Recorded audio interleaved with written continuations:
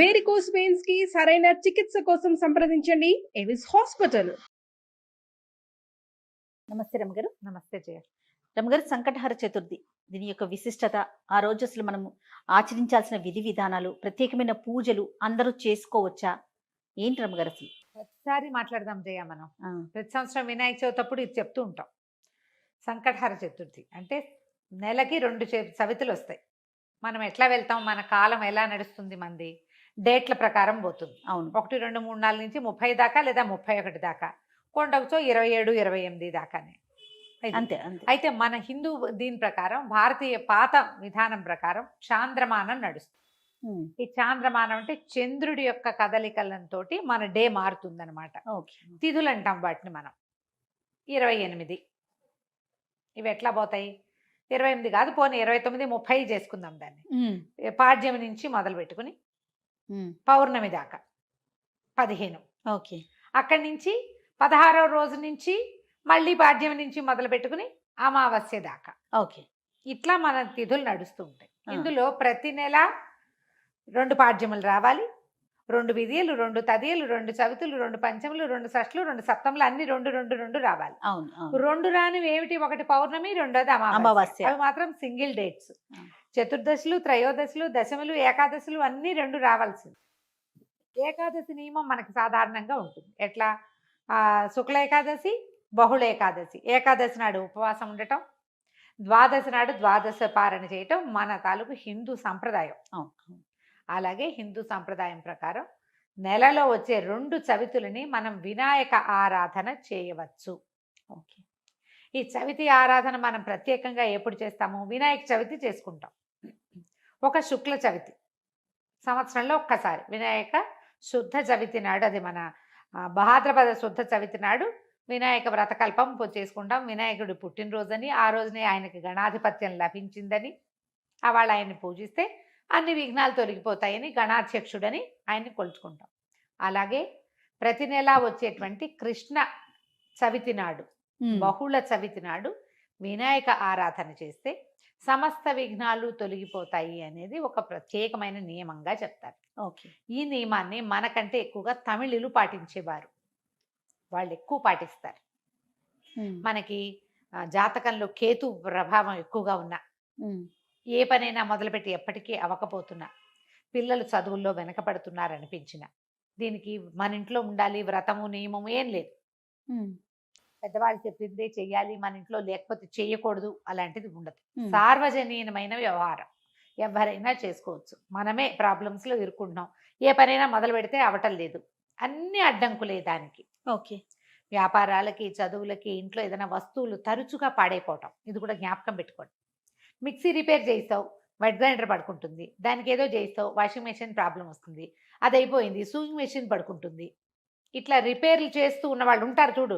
నేను కూడా ఉన్నా ఆ లిస్ట్ లో. అవునండి. నేను ఒకటి రిపేర్ చేస్తే ఇంకోటి వస్తుంది. ఒకటి మొదలు పెడితే పాపం లిస్ట్ వస్తూనే ఉంటుంది. మా వాళ్ళ ఇంట్లో ఎక్కిరిస్తున్నారు, ఒకటి రిపేర్ చేయకుండా ఉంచుకుంటే అది ఒకటే ఉంటుంది నీకని. అట్లా ఒకటి వస్తుంది. ఏమీ లేవనుకో, మెళ్ళ పెట్టుకుంటే నల్ల పసలు కొలిసేనే టిక్కని విరుగుతుంది, ఆ పస విరిగిపోతుంది. నిజంగా నిజం రమ్మ గారు. చెవిదుద్దులు శీలలు విరిగిపోతాయి. కొంతమంది జాతకాలు ఉంటాయి చూడండి, ఒక వరుసగా వస్తాయి, ఆగితే మళ్ళీ ఆగిపోతాయి. 2 సార్లు 2 బంగారపు వస్తువులు అయినాయి. ఓ వారం ఏమో ఒక 15 రోజుల్లో ఒక మొదటి ఫోర్ట్ నైట్ లో చెవిదుద్దు శీల బిళ్ళ విరిగి చేతిలోకి వచ్చింది, పొల్లేమో ఆ గొట్టంలో ఉండిపోయింది. ఇదేమిట్రా ఇలా అయింది, దీన్ని చేయించాలి అనుకుంటున్నా. సరిగ్గా 15 days తిరగగానే చిన్న గొలుసు ఒకటి పెట్టుకుంటాను నేను, హుక్ దగ్గర విరిగింది.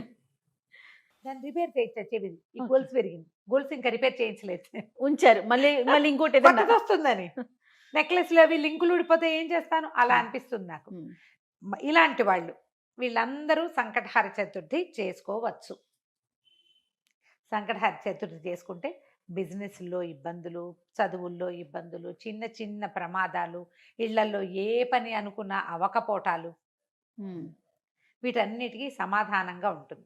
జాతకాల్లో అయితే మాత్రం కేతువు తాలూకు ప్రభావం ఉన్నప్పుడు, కేతువుతోటి ఇబ్బందులు పడుతున్నప్పుడు, గ్రహస్థితుల్లో కేతు ఉన్నప్పుడు కూడా మనం ఇది చేయమని చెప్తారు. ఏదైనా ఇంటి ప్రయత్నం చేస్తున్నప్పుడు ఆగిపోతుంది, అప్పుడు కొన్ని వారాలు మొక్కుకుని మనం కొన్ని నెలల పాటు చవితులు చేసుకోవచ్చు. ఈ చవితి చేసుకోవడానికి పెద్ద విశేషమైన చేత ఏమీ లేదు. సింపుల్ వినాయక పూజ. ఓకే. దీనికల్లా పగలు ఉపవాసం, చుక్కలు కనపడ్డాక భోజనం. భోజనం. ఆ చుక్కలు కనపడ్డాక ఉండ్రాళ్ళు కుడుములు చేసి బియ్యపు రవ్వతోటి చేస్తాం కదా, అవో మీ ఇళ్లలో ఎలాంటి అలవాట్లు ఉంటే పాలతాకలే పెడతాం వినాయకుడికి అని మీకు అలవాటు అనుకో, పాలతాకలు పెట్టండి, మన అలవాటు ప్రకారం పెట్టుకోవచ్చు. కుడుములో ఉండ్రాళ్ళు ఆయనకి నివేదన చేసి నమస్కారం చేసుకుని చంద్రుని చూసి అన్నం తినేసేయచ్చు. పగలు ఉపవాసం ఉండే సంకష్టి అంటారు మహారాష్ట్రియన్స్, కన్నడిగులు బాగా బాగా ఎక్కువ చేస్తారే? ఉంటారు. బాగా ఎక్కువ ఉంటారు. మన వైపు తక్కువ, కానీ మన వైపు కూడా ఇప్పుడు కనపడుతున్నారు బాగా. నాకు కూడా అలవాటు ఉంది, మేము చేస్తాం. అంటే కమ్యూనిటీ వైజ్ గా చేస్తారా రమ్మగారు? అలా అట్లా ఏం ఉందా? ఉండదమ్మా, అలా ఏం ఉండదు. ఎవరైనా ఇది ఓ చేసుకుంటారు. పెద్ద పూజా హడావిడి ఏం లేదు కదా, అది ఏకాదశిలానే, ఏకాదశి లాగానే. కాకపోతే మనం వినాయకుడికి కొలుస్తాం ఇది ఇప్పుడు. సంకటహార చతుర్థి. మనకి కష్టాలు ఇబ్బందులు ఉన్నప్పుడు రుణ విమోచన గణపతి స్తోత్రం అని ఒక ప్రత్యేక స్తోత్రం ఉంది. ప్రణమ్య శిరసాదేవం గౌరీపుత్రం వినాయకం ఇలా స్టార్ట్ అవుతుంది. ఆ స్తోత్రం చదువుకోవచ్చు. అబ్బే అవేవి రావండి, సుముఖశ్రీగదంతస్య కపిలో గజకర్ణికః మనకు వచ్చు కదా, అంతే. ద్వాదశ నామాలు అవి చదువుకోండి. వినాయకుడికి కొంచెం గరిక వాకిట్లో ఎక్కడైనా పెరళ్ళల్లో ఉన్న బాల్కనీ కుండీల్లో ఉంటే గరికని పెక్కకుండా ఉంచుతా నేను. ఆ వినాయకుడు పెట్టుకోవచ్చు అని చెప్పి, బుధవారం నాడు పెట్టచ్చులే అని. ఆ 2 గరిక పోచలు వినాయకుడికి సమర్పించడం, ఉండ్రాళ్ళు సమర్పించి నమస్కారం చేసుకోండి. ఇది చాలా మంచిది.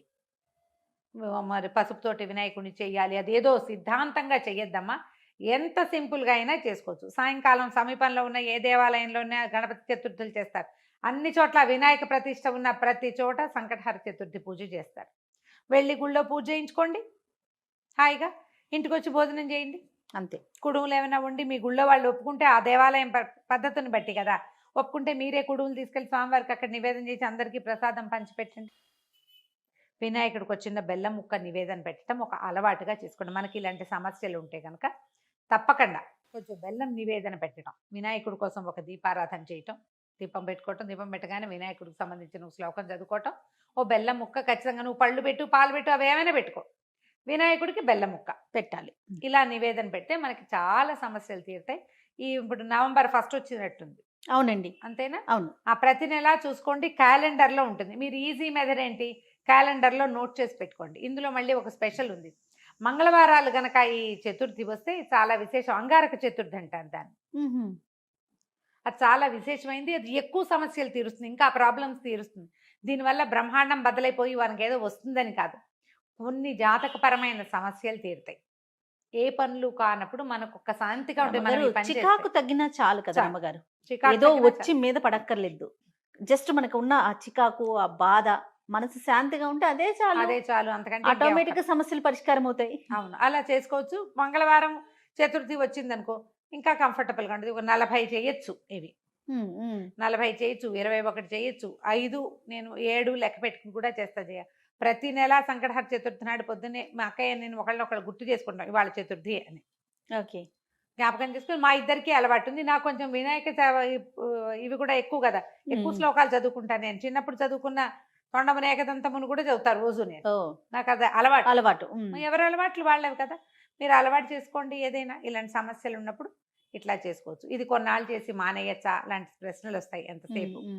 కొన్ని వారాలు నియమంగా పెట్టుకోండి, కొన్ని నెలలు, ప్రతి నెల సంకటహర చతుర్థి చేయాలి. 2 సార్లు సంవత్సరం 2 సార్లు వస్తుంది కదా, మీరు కృష్ణ చతుర్థి మామూలు చతుర్థి కూడా చేసుకోవచ్చు. లేదా నేను సంకష్టే చేస్తాను అంటే కనుక సంకష్టులు మాత్రమే చేసుకోవచ్చు, సంకటహర చతుర్థి మాత్రమే చేసుకోవచ్చు. ప్రతి నెల చేస్తే ఇప్పుడు సంవత్సరం చేద్దామని మొక్కున్నాం అనుకోండి, 12 అవుతాయి. ఒకవేళ మధ్యలో ఒక నెల పీరియడ్ వచ్చింది, ఆడవాళ్ళకి సమస్యలు వస్తాయి, ఇంకోసారి మళ్ళీ మొదలు పెట్టక్కర్లేదమ్మా, కంటిన్యూ చేసుకోవచ్చు. దీనికి మీరు ఈజీ మెథడ్ ఏంటంటే, ఇప్పుడు స్మార్ట్ ఫోన్లు వచ్చినాయి కాబట్టి స్మార్ట్ ఫోన్లో చూసుకుని పెట్టుకోండి డేట్లు. నేనైతే క్యాలెండర్లో రౌండ్ ఆఫ్ చేసి పెట్టుకుంటా ఇవాళ చతుర్థి అని. వాళ్ళు కూడా ఎర్ర వినాయకుడు బొమ్మ వేస్తుంటారు, అక్కడ వినాయకుడు బొమ్మ కనపడుతుంది, టీటీడీ వాళ్ళ దాంట్లో కనిపిస్తూ ఉంటుంది. సో గుర్తుపెట్టుకుని ఆ రోజున మీరు చేయవలసింది ఏంటి, వినాయకుడికి సంబంధించిన స్తోత్రం చదువుకోవటం, 2 గరిక పోచలు తెచ్చి వినాయకుడికి సమర్పించడం, కొంచెం కుడుములో ఏవైనా నివేదన చేయటం, పగలు ఉపవసించి చంద్రుడు కనపడ్డాక దండం పెట్టుకుని భోజనం చేయటం చేసి చూడండి. మీకు చాలా ఇబ్బందులు తొలుగుతాయి. పెద్ద విశేషంగా ఏదో మాత్రం కాదు, మంచిది. మీకు ప్రధానమైనది ఏంటంటే ఇబ్బందులు తొలుగుతున్నట్టు కనపడుతుంది. కానీ అది రైట్ అమ్మగారు. నమస్తే. నమస్తే జీ.